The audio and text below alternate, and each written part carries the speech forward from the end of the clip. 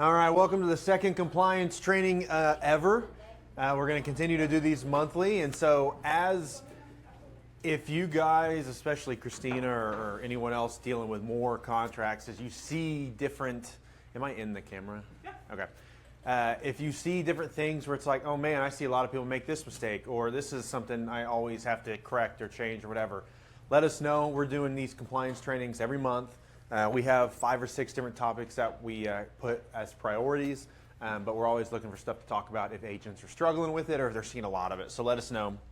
But second Thursday of every month is compliance trainings, 11:30 at the office, so thank you. All right, so today is disclosures, stay out of jail. And I put the little Monopoly go to jail. You go to jail guy. So I found that this morning. I thought it was pretty fun. So do what? So let's not go. Oh yeah, you don't go to jail. You pass go, you get $200. Okay, so really 5 disclosures we're going to go over today.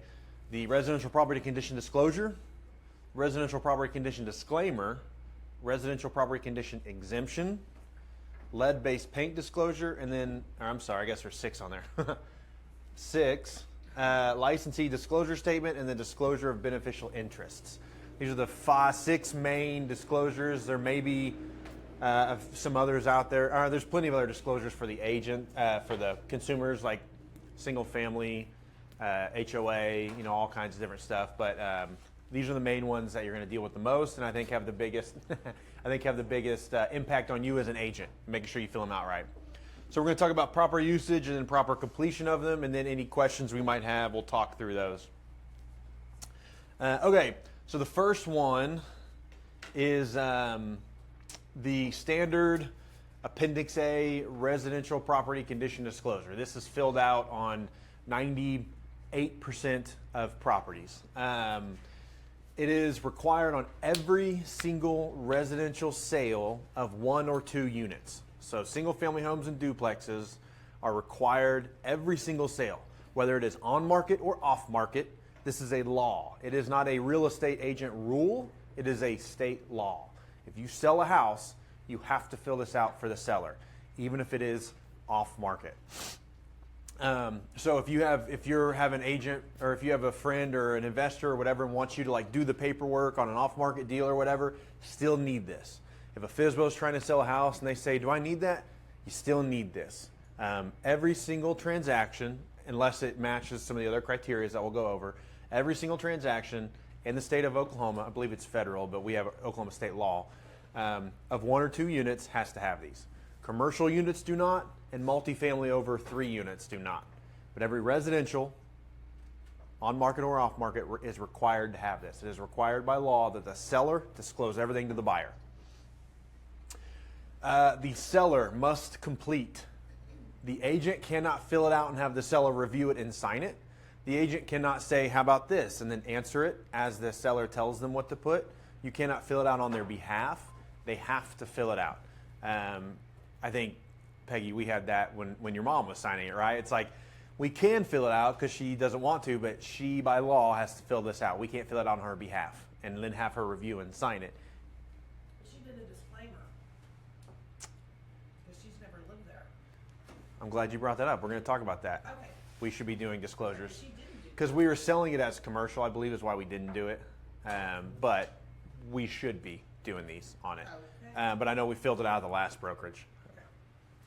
If a seller has completed one and something comes up after they fill out, so AC unit goes out, Mm-hmm.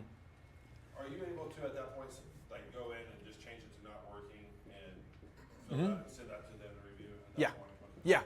Yeah. So if something breaks while it's on the market, or if something happens while it's on the market and you fix it, you just update the disclosure. Or if you get an inspection report and a deal busts, you got to update it and put it back on the market.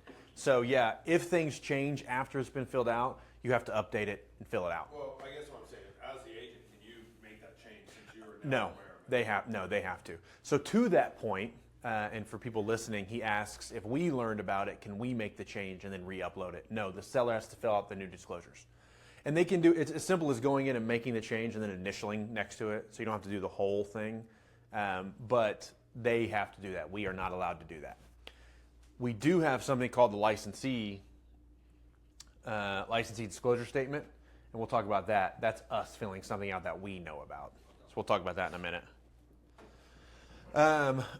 So seller must complete these. The agent cannot. It must be refreshed every 180 days. If the home sits on the market for 180 days, has to be filled out again. Hey, what's going on, Rock? Has to be filled out again. Must be refreshed every 180 days. Nowadays, that's not a big deal because stuff doesn't normally sit for 180 days, and sometimes listing agreements actually end every 180 days. So, but if you see this and it's older than 180 days, a processor or a lender might kick it back and asks for it to be updated. A big thing a lot of people miss is so on page 1 and 2, let me see if I can break it down for people who haven't seen.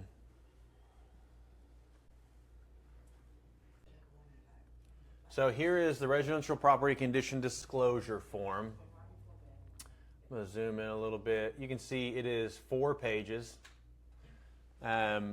Page 1 is going to outline all of the systems and the mechanics of the home to make sure they're functioning.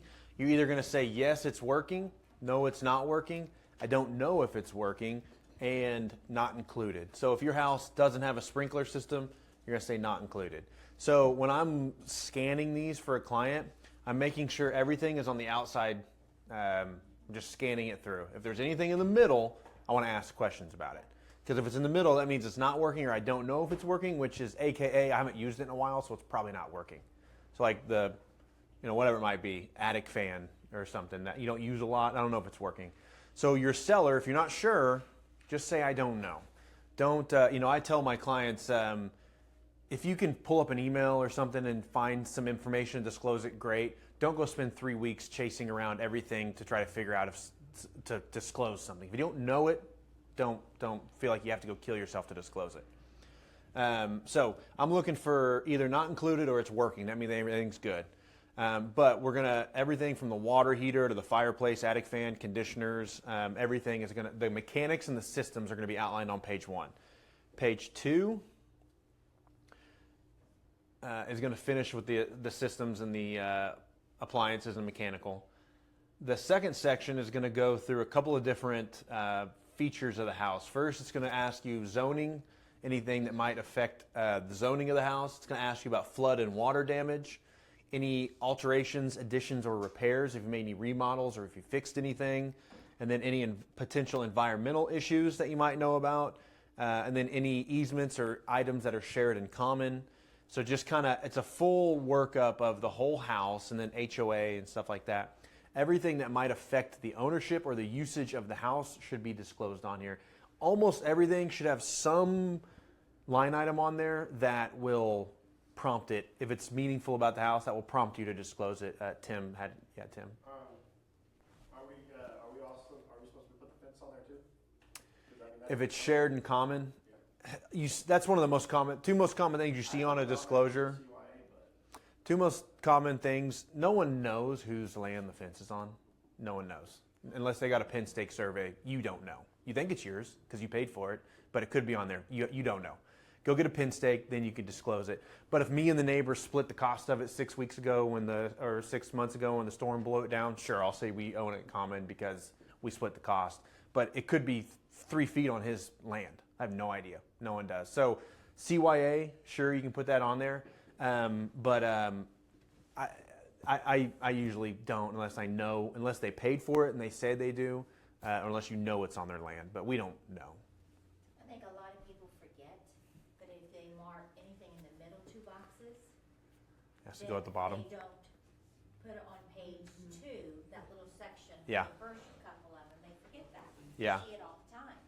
And even at the very end, they don't put anything there. Yeah. So sometimes I even ask the agent, hey, Explain this. explain it. Yeah. Because you don't have it.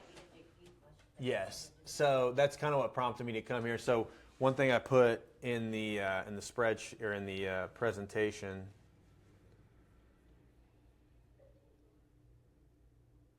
Where am I? Is if the answer is yes to anything or not working, you have to disclose it in the explanation box. So what that looks like, my mouse to be bigger. What that looks like is if anything is not working or unknown, down here in the explanation box, you would just say, if the built-in ice maker is broken, you say built-in ice maker, broken, not working, or fixed, was broken and fixed it, or whatever it might be. Anything that you say yes or no to needs to be broken down and explained right here, or anything you say no to or is broken. And then anything you say yes, because this is asking you, are you aware of anything?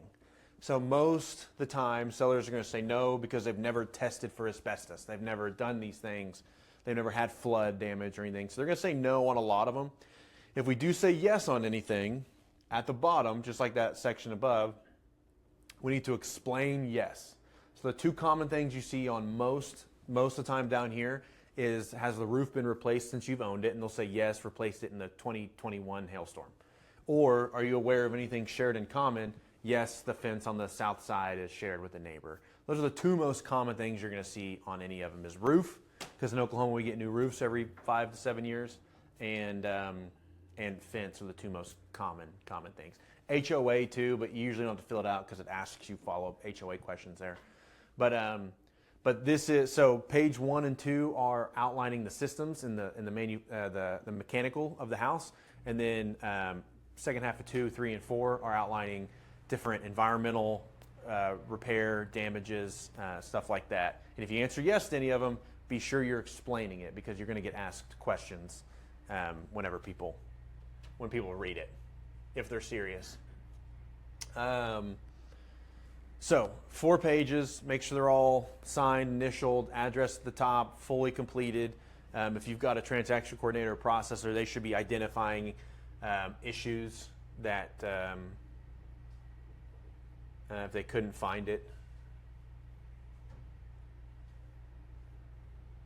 I'm going to go back to presenter mode. Hold on.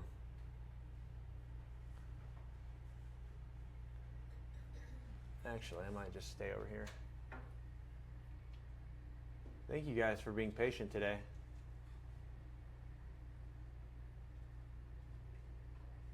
Okay. This one's not straightforward. There's a lot of questions to it inside of it. But again, the answer is, if you don't know of anything, if you're not sure, if you don't have reports proving it, or if you haven't done anything, then the answer is no, I don't know. This is very high level. Do you know about it? Now, if you do know, put yes. Don't lie about it. If you're unsure, I'd say put yes and disclose it if you're unsure. But don't dig through stuff or go inspecting it yourself if you're not sure. It's just about what you know. Did you have something? Tim, did you say something? Oh, okay.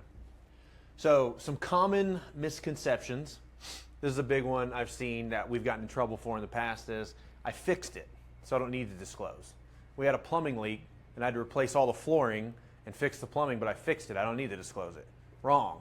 It was broken. You made repairs. You made alterations. You had a plumbing leak. You need to disclose that it happened, because that could have led to mold. It could have led to shoddy workmanship. It could have led to not pulling permits and blah, blah, blah, blah, blah, blah. Just because you fixed something does not mean you don't get to disclose it, not disclose it. Does that make sense? Because a lot of things, they think it's currently working, so I don't need to disclose it, right? The AC goes out, and I have to get it fixed every couple months. Well, it's fixed. That's different because you fixed it. But if it's like sometimes when it rains really heavy, the sewer in the basement backs up. Well, it's not backed up right now, so it's fine. No, let's disclose that it backs up in heavy rains, right? So just because you fixed it, or if it's not currently broken, or if it's not currently showing symptoms of the problem, you still have to disclose it. Yeah, I do want to clarify that. So when I listed this property a couple weeks ago, everything was working fine. Last week, all of a sudden, the AC compressor did go out. So I had him update it because it's not fixed currently. Okay. So I did have him update it saying, no, it's not working. Okay. So let's say next week, they get some Fix it. AC compressor. We do another one saying, Fixed. We can go back and say it's yes, or Yeah. leave it as no, and then say it's fixed. I would just say compressor went out while on the market, repaired June 12th or whatever. If it The box says yes, it's working, but then it's still in the whatever that in the comments, yeah, comments, you would go yeah. ahead and disclose that it went out on this date and got repaired. Yeah, I mean with that, if something's replaced, like hot water tank, all it asks you is if it's working. It doesn't ask you the age or when it was repaired. So if you fix something and it's working and it doesn't Like roof, they want to know how old it is, how many layers it is. So something like that, you need to update it that it's in good condition, but I replaced it and it's this many years old. But like if the HVAC goes out and you replace the HVAC, you don't need to disclose when you did it, as long as it didn't cause any water. If it didn't cause any other disclosure damage, I don't think that you need to. Okay. You would just be a marketing. You could say we replaced it in X date That's or how month. I always understood it, but I thought I was hearing you say something. Yeah, if I think you still should disclose it. HVAC was replaced. HVAC was replaced. Yeah. It's a good sign. It still works. Yeah. It definitely does. If it caused any kind of other ancillary damage, I would say yeah. But I think if the compressor goes out and we fix the compressor, I don't know if you need to. You can. There's nothing wrong with over disclosing. Right. But again, you're not going to go to jail if you But didn't yeah, say we replaced it. I yes, don't think. it's working, but it wouldn't hurt to say, hey, brand new AC compressor, June Yes. 20th. Yes, not a bad idea because that's going to help. But again, I don't think what the disclosure is not is you going through saying how old everything is. That's their inspector's job. Your job is to say if it's functioning or not. So I mean, if you Yeah. live in a 100-year-old house, nothing's functioning. everything Yeah. you're going to have fixed. Yeah. That's what I mean, I've always Yeah. thought that So, like- as long as it is, it's a snapshot in time. As Yeah. long as it is During your time of ownership, though, too. Right, during your time of ownership. Now, there are some things that ask if anything has ever happened, and there are some things that ask currently. Is your AC working versus have you ever? So, like, where's the sewer? It's on the very first Plumbing? page. Are you aware? So this is, are you aware of any previous foundation? Are you aware of any the roof covering ever being replaced? Are you aware of termite bait system ever being installed? Are you aware of any defects pertaining to the sewer, septic, or lateral line? So if you replaced it 5 years ago, based on how I'm reading this, I don't know if you need to say yes, replaced it. Only if it's currently backing up or having issues. So just over disclosure is better than hiding information. So if you're not sure, put yeah. But again, just because something, because again, it asks for, let's see. It says, are you aware? Yeah. So, yeah, you are aware that got replaced. Yeah. But it's asking to, But on the appliances part, Defects. It just says working, not working, Yeah. don't know, or Yeah. not included. yeah, I mean, I guess you could say a past repair is a defect. You could say, yeah, we made a repair. But again, how far do you take that? If there's a leak under a sink, are we disclosing that? No. Sewer line, sure, right? But where's that line where you cut it off? I don't know. So over disclosure is good. Answering questions as much as you can is good.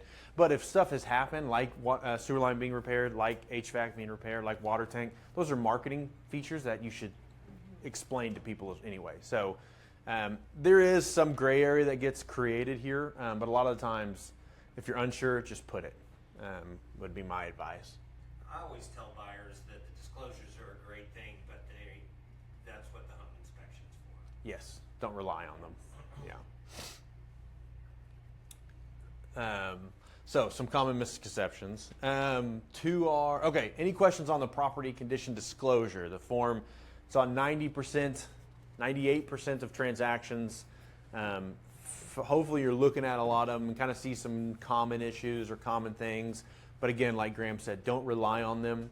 This is just to kind of give us an idea when we're going into the home inspection if we should focus on any one thing specific. Or if we should have them look at something, because it asks if you've ever made any repairs or renovations without a permit or with a permit and that. So you kind of have the inspector look at something specific based on the inspections or based on the disclosures, but yeah, don't rely on them. And people just forget. I mean, they're used to being there. They don't remember that you gotta talk dirty to the light switch. Yeah, before it yeah, works. yeah, exactly. Stuff you put up with while you're living there, you don't think about as a defect. Yeah. Okay, so the disclaimer. I think this is the most commonly misused. We're going to kind of go through this a little bit. This is the most commonly misused document.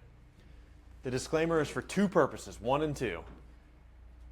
Disclaimer form is allowed if the seller has never occupied the property and makes no disclosure concerning the condition of the property, and has no actual knowledge of the defects concerning the property.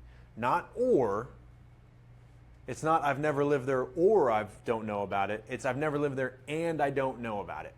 So if you have an investment property, most people, investors, if they're a flipper or own rentals, they think they can do disclaimers because they've never lived there. But they replaced the roof, they replaced the HVAC, they replaced the sewer line, they've remodeled it when they moved into it. They've done all these things. You know more about the house than the average homeowner does. And they think they can do a disclaimer because of number one, but it's number one and number two. The other biggest misconception is they think if I don't fill out, if I just do a disclaimer, it saves liability, because I'm not filling it out. It actually creates more liability because now you're breaking the law by not filling out a disclosure. And if something is found, now it looks like you were hiding it on purpose versus you were unaware. So not filling one of these out, or not filling out a condition disclosure and doing a disclaimer instead creates more liability for you and your seller, not less. Yeah. I had a client who, it was a disclaimer, I represented the buyer, and the buyer's, I don't know, a family member questioned that because they knew the owner of that property. And they said, they know that they repaired this. They Yeah. know that they did this because we live down the street. Yeah. And we're buying this for our parents. And so they knew that and they called that out. Yeah. And that's the thing is I've had these before and I've told the listing agent, you really need disclosure on this. And they like, I don't know what you want me to do. Thank you. And there's like, we're not going to do it. So, all right, I'm not going to sue you. I'm not going to turn you into OREC, but you are violating the law and you're creating a tremendous amount of liability for yourself. And there are a lot of brokers that don't understand this. So if you go to the broker, they might not care. But if you know anything, and this is, again, if a parent passes away and you have a house, or if it's left to you in a will, or you've never lived in it, all these things, but your mom had to live in a hotel for a week because her HVAC went out 3 years ago, you know things about this house. Fill it out. Put no and I don't know on everything else. But on the one thing you know, put what you know. That's how you fill it out. Just because you have no idea about 99% of it doesn't mean you get to opt out of disclosing the 1% that you know about. So very, very important. So again, I have it down here. Yeah, you have to, one, have never occupied the property, and they even underline it for us realtors because we don't know what's going on, and have no actual knowledge of any defect. Not or, and. Very, very, very important. Most commonly misused disclosure statement because people think it gets them out of having to disclose, but it actually creates more liability. So, common misconceptions. I'm just an investor. I never lived there. Wrong. You know about it. You probably know more about the house than a lot of people when it comes to the actual repairs and alterations and mechanics and systems.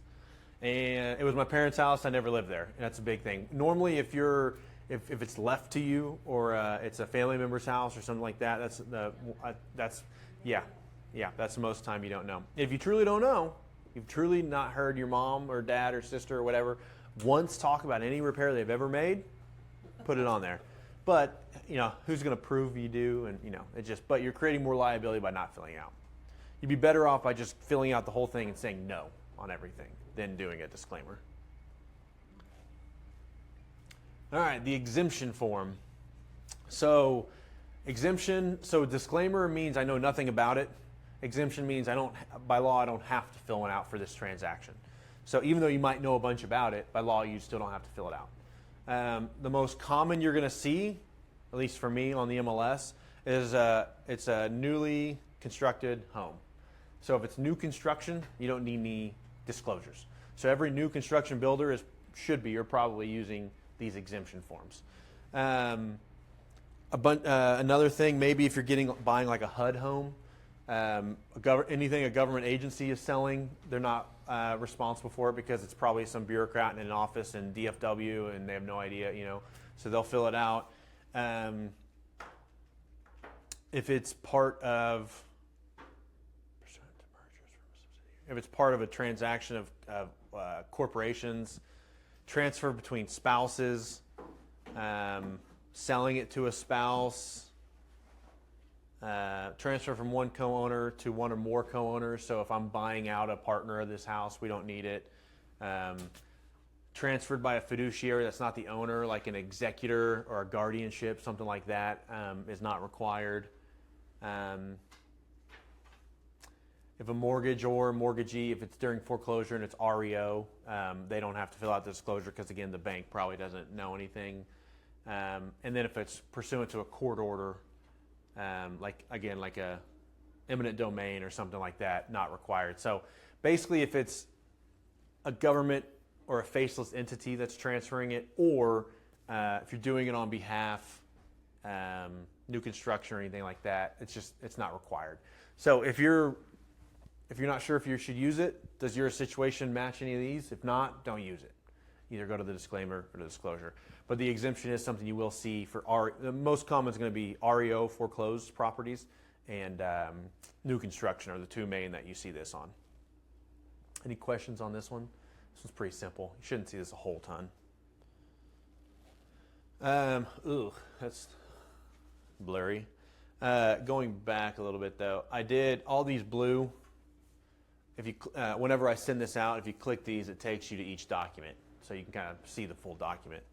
They're available in .loop. They're available on the OREC website, but here's easy access. Okay, the disclosure of lead-based paint. Who knows when they're required? When they're required? Yeah. Before January 1st, 1970. You cheated. You saw it. So houses constructed before 1978. So I have people ask, like, what about if it's built in 1978? Yes. In 1978 is included, and it does not need it. It's only built prior to January 1st, 1978. So, yeah. Well, I don't know if this is getting nitty gritty, but you know, like right now, like there's 2025. The house gets started, permits are pulled in 2024. It's not completed until 2025. So we don't know if it was built in December of 24 or December of 77. 1978. Then we're Yeah. good. Well, if it says 78, because it's January 1st. So unless it was constructed on January 1st, 1978, which I don't know how you would know that, Yeah. then you could say, I don't know if it's needed or not, but I don't know how many houses were finished on January 1st, 1978. Yeah, It says prior to. Prior. Okay, so on January 1st, you don't need it. 1977. So December 31st of 77, you need it. Right. January, you don't need it. Yeah. So, but again, you're not going to know. You're only going to know 77 or 78. You're not going to know the date it's finished or started. But again, the reason is because prior to that, everyone was using lead-based paint. Lead-based paint primarily exists on trim around windows and trims and doors. That's where they primarily used it. So that's why if you're selling a house built prior to 1978 and you're getting a government loan and they see chipping paint, they're going to always require you to scrape it and paint over it or remediate it. Encapsulate it or remediate it are the two options. So if you ever see chipped paint on a house before 1978, tell your client it would behoove you to go ahead and spot treat this now so that they don't make you do the whole house later, because it's a huge pain in the neck. So most people, the reason they do this is because pretty much every house used it before 1978. So we have to disclose that it happened prior to 1978. If your house is built before 78, it probably has it. And if you've never painted over it since then, the paint on the exterior is lead-based. But almost, I'm sure every house prior to 1978 has been painted since then. So in the disclosure, you have to disclose if you are aware of the presence of it and if you have any reports pertaining to lead-based paint. So most people never test for lead-based paint because if it was built prior to that, it has it. Most likely, and if it's not, it probably doesn't. So most people don't test for it. So 99% of the time, your sellers are going to click no, I have no knowledge of it, and no, I have no reports to it. If they do, then put yes. And if they do have reports, put yes, and then provide them in the disclosures. 99.9% of consumers will never test for lead-based paint. They have no reports on lead-based paint, but you still have to fill it out. The other piece to this is the purchaser has to acknowledge that they've received the Protect Your Family from Lead pamphlet. And this is something, as I was writing this training, I realized we don't have in .loop. So we are uploading that in .loop, and that will be provided to every family going forward.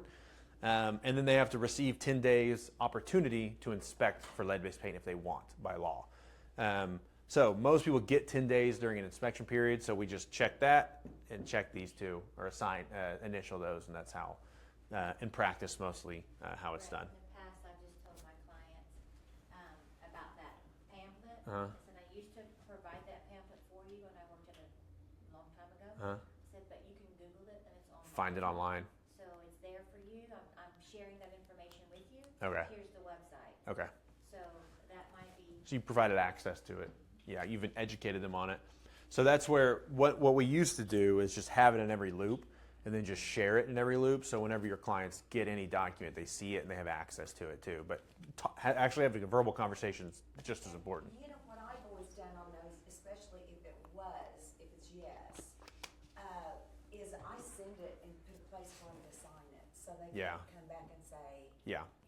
I It didn't do it should be I didn't part of sign the it." disclosures if they Yes, do have it. agreed. Yeah. So I think just an initial or signature Yeah. or something. and when you're the buyer agent, and if the seller does have some additional disclosure documents, your buyer should initial every document in the disclosures, not just the ones where there's an initial line. But if there's extra documents, they should initial everything to prove they've seen it, so they can't come back later and say I wasn't aware of that. Because as an example, if they disclose that it had lead-based paint and then they put the report's not going to have anywhere for the buyer to initial because it's not for them. But you should put their initial on there to prove that they saw that document, kind of like what you're saying, if you're working with buyers. Again, this doesn't normally have a ton of, I mean, how many times have you ever seen it? Once, twice in your tenure? The lead-based? I don't think I've ever had anybody say yes. Yeah. But Very, actually, very on uncommon. C and D, one of the most common mistakes is that agents will have a check mark. Instead of an initial, yeah. Have initial, Yeah. because if that gets a hold of, if Yeah. OREC gets a hold of that, it's a big, huge fine. Mm-hmm. And so that was one of the things I had learned a long time ago, is because I kept saying check marks, check marks. Yeah. So when I first started the business 11 years ago, we would put check marks. Yep. And then I remember asking So check. the broker, you had to put initial. Yeah, so here you can check. Are you opting for a 10-day inspection period, or are you opting to waive your opportunity? Here, though, they have to acknowledge. That's why it says purchaser acknowledge initial.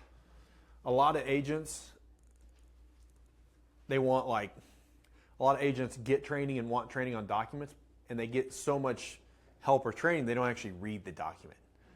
Most of the documents tell you what's happening in the document if you just read the document. Now, sometimes you have to be an attorney to really interpret what's going on in this paragraph, but the vast majority of the time, it's going to be pretty clear of what it's asking you and what it's saying and what it wants out of you. So, but sometimes I feel like people want them to tell me what do I put here instead of reading it and really interpreting it yourself. So, yeah, if you read it, it's going to tell you what's out there. Common misconceptions. I don't know anything about lead-based paint, so I don't need to fill it out because we don't have any. I don't need it. If it's built before 1978, you need it. Whether you know about it or not, you have to fill it out. I've already remediated it and or encapsulated it, so I don't need to disclose. False. If it's built before 1978, you need it. You're just going to click yes on I do know about it, and it was remediated and or encapsulated, whatever it might be. So it is needed on every property, residential property, 1 to 2 units, built prior to January 1st, 1978. Questions on the lead-based paint? Easy peasy. I don't know why these are so blurry. Okay, licensee disclosure statement. This is, I think, a pretty important one. You shouldn't need this a ton, but you need to know that it exists and how and if you need to use it. So typically it's only required when you, the agent, know something that the seller is unwilling to disclose. So this is kind of like a tattletale document. This is the NARC document. If you know about something and your guy is not disclosing it, your guy or girl does not want to disclose it, and you know it should be on there, you have to fill this out to say you're aware of it. Do you tell them that you're filling it out? I would, yeah. It's an uncomfortable situation, but that's where you just have to say, I can lose my license over this, and I love you as a client, I love your house, I want to work with you. It's not worth losing my license, so I'm going to fill this out. The other option is you can fill it out properly, like I've been advising you. If you don't, I have to fill this out, and it makes you look like you're trying to hide something. So Most people are probably gonna 99.9999% of people. But yeah, I've seen agents, yeah. If you don't communicate it, I mean, it's a good way to get fired, if you're Say it, then go find another. yeah, yeah. Yeah. If your client is adamant and you're like, I have to tell on you, I have to disclose this, it's their right to fire you and go find someone else and lie to them. But if you know about it and they don't want to disclose it, perfect example is like when we were doing listing photos, the sewer line backed up and I know they didn't fix it and we're going live and it's not on the disclosures and my guy doesn't want to put it on there. I know about that now and I have to do that. So that's kind of an example. Yeah. Does the seller, is that something you just only the licensee signs and you just upload it to? Yeah. Obviously the seller doesn't have to sign it because like, yeah, bro, I told you I'm not doing it. Let me. Curious if some examples of people that started in that. Yeah, I've seen that happen many times. I can tell you a couple of them, but I'll keep my mouth shut. So here's the document.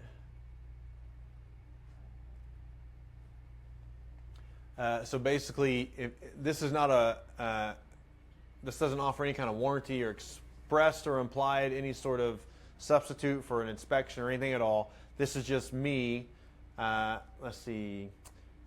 Oklahoma law.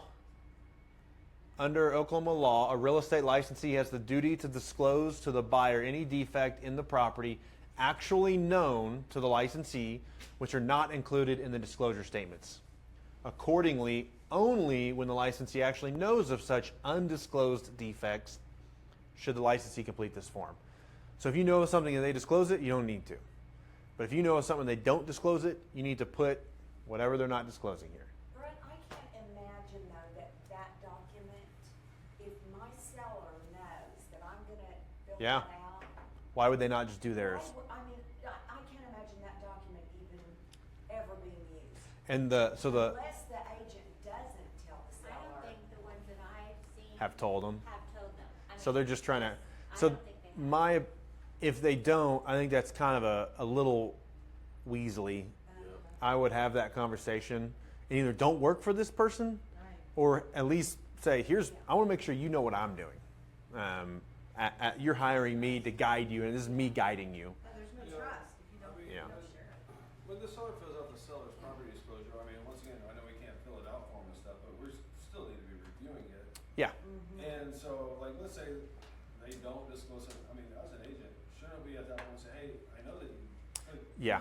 you said this, but Yes. we're aware of this. Yes. Like, give them the opportunity, right? Yes. So really, this is if they're basically This- saying, no, I still don't want to disclose it. Yes. Then we need Yeah, that's exactly right. we should be This. giving them the chance. Oh, yeah. If yes, or because what I'm guessing is most times this happens, it might be something that comes up after Like an the inspection items. after the disclosure is already filled out the first time. Then we learn of something and they don't want to update it. I'll bet that's what I've never had to do this, but I'll bet that's where I've seen a couple too, and I don't even remember what was on them. I just remember pulling them up and seeing them, and the buyer has to sign it, which again, it just doesn't look good. So if exactly, like so. There's some tension in this room. Yes, yeah. Someone doesn't trust someone, or someone's lying to someone. And so, if you have this conversation properly and explain the risk associated, it's like not disclosing this doesn't hide it from anyone. It will come up. Like they're going to inspect this house, it's going to come up, and they ask about it.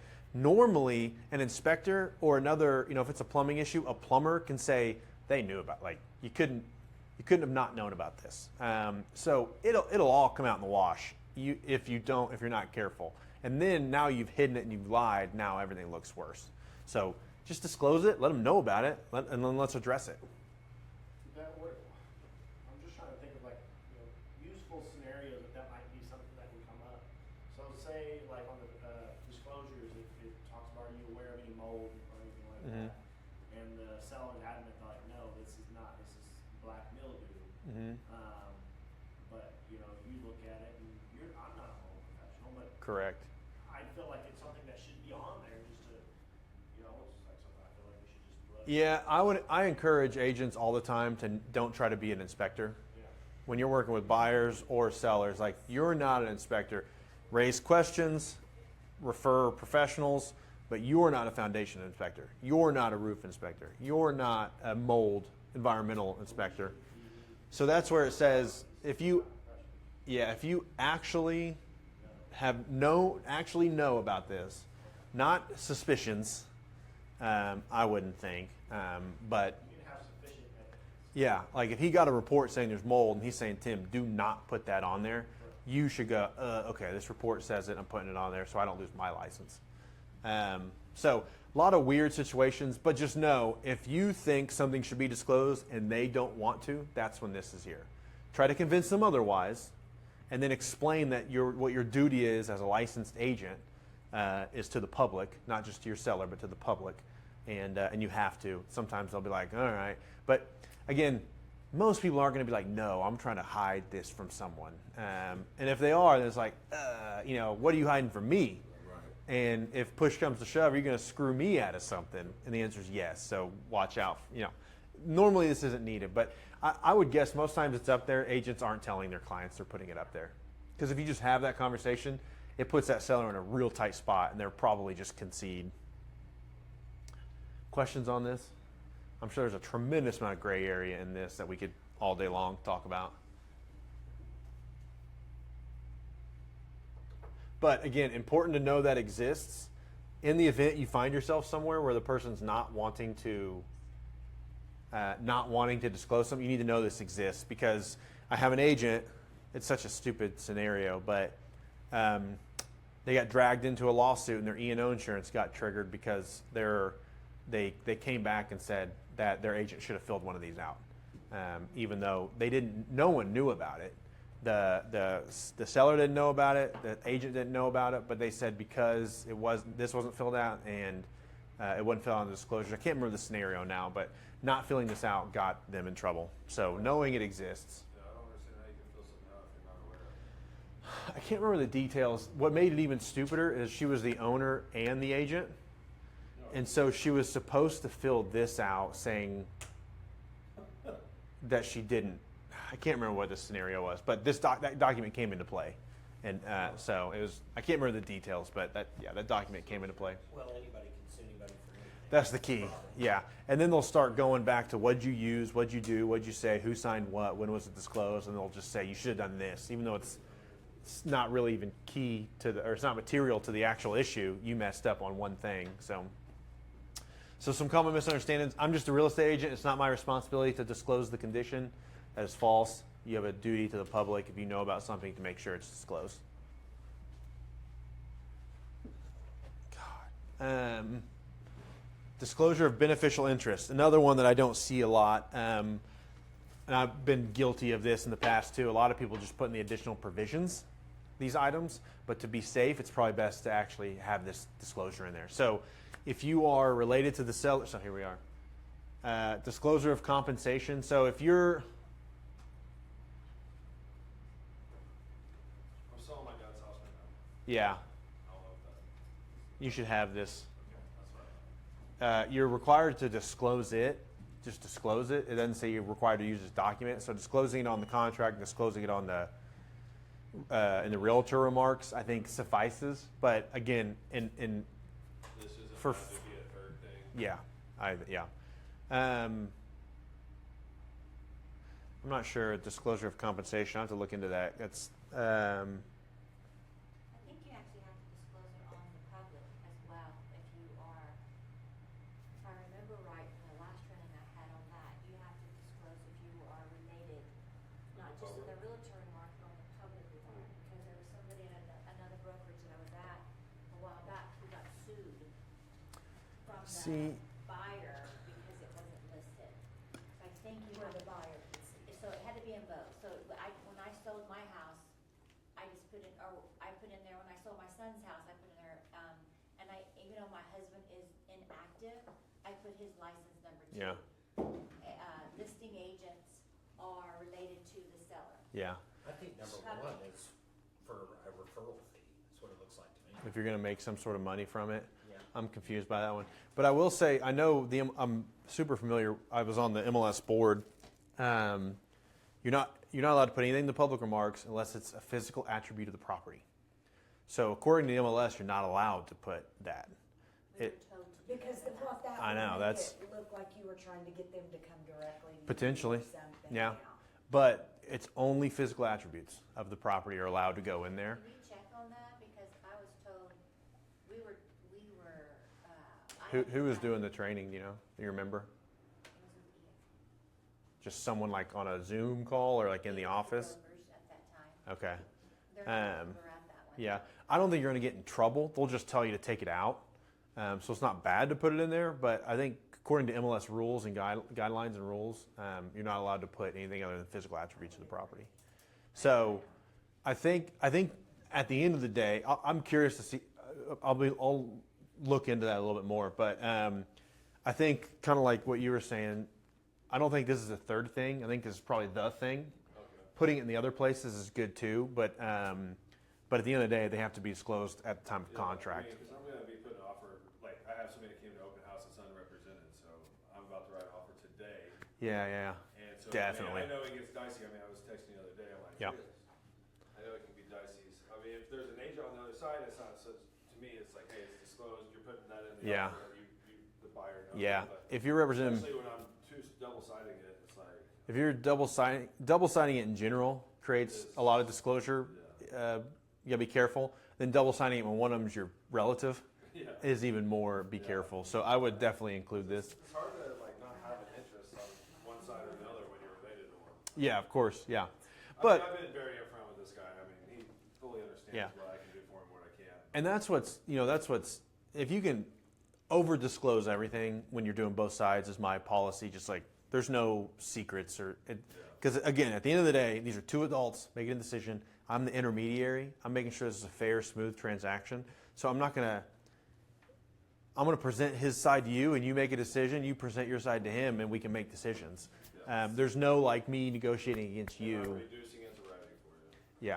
Yeah. Yes, exactly. That's exactly right. So, so the first one, I guess we're going to go with a referral because I've never seen that one filled out, and it doesn't make sense to me.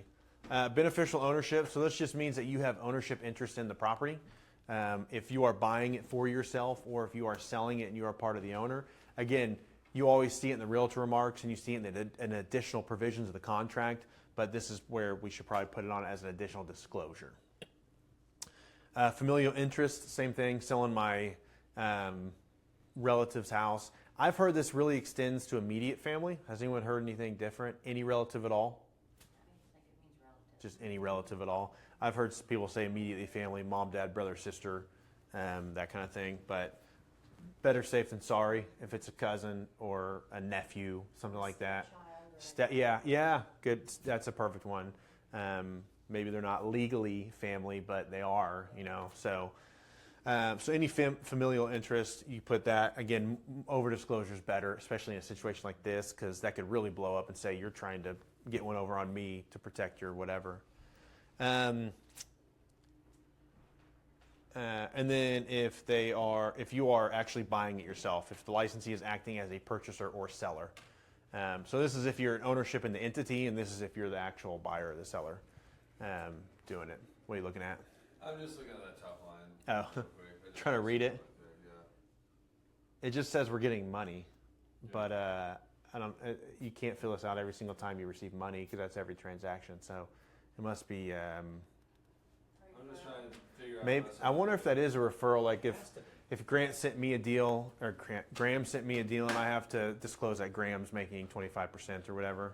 I think that you fill it out because you're making 25% off of the person The that's seller. actually doing the deal, so that they know somebody else is making money off Not just the of person. The commission. Yeah. That's the way it looks like to me. Yeah, that makes sense. So in this disclosure, it's not necessarily filling out the entire disclosure. It's just Whichever- boxing which sections you're filling out. Correct. Yeah, so you would only check the familial interest, Okay. and then you'd say There's my my. name, license number, dad. Okay. I think that has to do with, not referral on that first one, What- because you already have a referral documentation that you have between each other. Yeah, but that's not Maybe if you- disclosed how though. Sometimes if you're family, you say, I'm not gonna be paid, Yes. you know what I mean? Yeah. I'm not going to be paid a regular commission, does that make sense? You know, like if I'm selling one of my kids' house, say I'm backing my commission out, would that be it, Brett? So this also says service name. So that makes me, I wonder if that means you're using legacy title and I get 25% if you use legacy title. I'm wondering if it, Disclosure form for Yeah, I don't think kickbacks, that's- like if you're getting Yeah, affiliated. I think that's what that is. I wonder if that might be. Because you have to 'Cause- disclose it if you have somebody there. And Yeah, if you receive compensation in connection with a recommendation, referral, or procurement of title service, I'm going with that. I That think makes that's what sense. that's for. Because most have, like companies that do have those business relationships have their own disclosures normally, but this may be a generic one. You know, what it might be is if you are referring them to an alarm company that gives you a $100 gift card with every alarm service you refer them, or something like that might be overkill, but it's probably along lending, title, insurance, stuff like the bigger ticket items probably. Yeah, yeah, just referrals. That's fine. So again, different. If you're have ownership in the entity that's buying it, if you're familial relationship, or if you are the purchaser or seller, just an additional disclosure document that actually goes in the disclosures, not just on the contract. So good to have, extra to have that a lot of people aren't using.